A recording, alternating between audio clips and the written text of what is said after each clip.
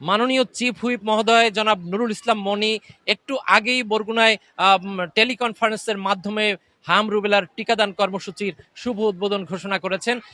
জেলা স্বাস্থ্য বিভাগ জানিয়েছে যে বরগুনার মোট 20টি পয়েন্টে অর্থাৎ পৌর শহরে 5টি এবং সদর ইউনিয়নে মোট 15টি অর্থাৎ 20টি কেন্দ্রে টিকাদান কর্মসূচির উদ্বোধন ঘোষণা করা হয়েছে এবং এখানে বিপুল সংখ্যক শিশুদেরকে নিয়ে তার অভিভাবকরা এসে টিকাদান কর্মসূচিতে অংশ নিয়েছে এবং তারা তাদের শিশুদেরকে টিকা দিয়ে নিয়ে যাচ্ছে।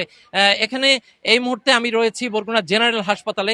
এই মুহূর্তে এই হাসপাতালে ভর্তি রয়েছে মোট 33 জন রোগী।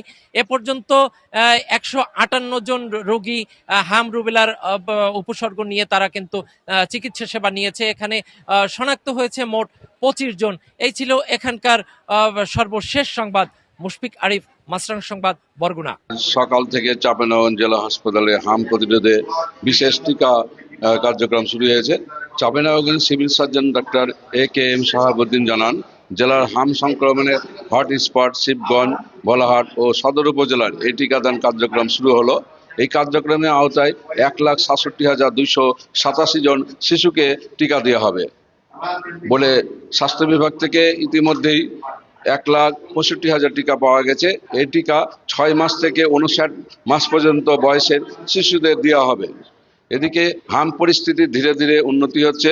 গত 24 ঘন্টায় 28 জন নতুন করে হামে আক্রান্ত হয়ে ভর্তি হয়েছে চাঁপাইনবাবগঞ্জ জেলা হাসপাতালে। এদের মধ্যে 17 জন ছেলে, 11 জন মেয়ে রয়েছে।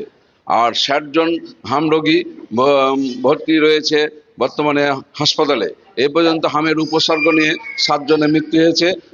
250 শয্যা চাঁপাইনবাবগঞ্জ জেলা হাসপাতালের তত্ত্বাবধায়ক ডক্টর মোহাম্মদ মশিউর রহমান জানান, আজ রোববার পর্যন্ত জেলা হাসপাতালে হাম আইসোলেশন ওয়ার্ডে 60 জন হাম রোগী ভর্তি রয়েছে আর 20 জন রোগী সুস্থ হয়ে বাড়ি ফিরে গেছে। তিনি আরও জানান, এ পর্যন্ত 101 জনের নমুনা পরীক্ষায় 39 জন শিশুর শরীরে হাম ভাইরাস শনাক্ত হয়েছে।